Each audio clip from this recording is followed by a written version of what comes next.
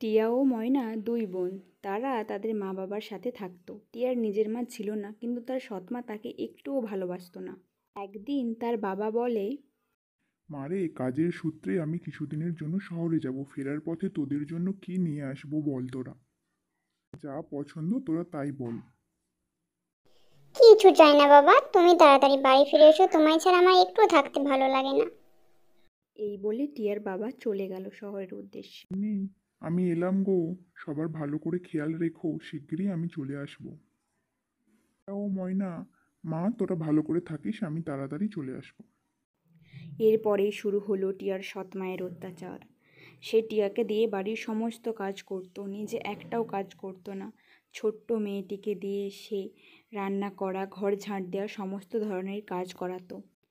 টিয়া এত কষ্ট সহ্য না করতে পেরে সে একদিন মনের দুঃখে জঙ্গলে চলে আসে। হে ভগবান, আমি আর পারছি না, তুমি বাবাকে তাড়াতাড়ি আমার কাছে ফিরিয়ে দাও।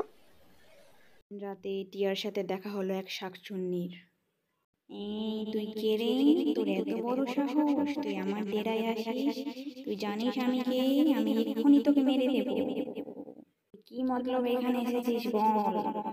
আমায় মেরো না, দয়া করে আমায় ছেড়ে দাও। টিয়ার দুঃখের কথা শুনে শাকচুন্নি তাকে আশীর্বাদ করলো তার জীবনের সব দুঃখ চলে যাবে। টিয়া বাড়িতে এসে দেখলো তার বাবা ফিরে এসেছে।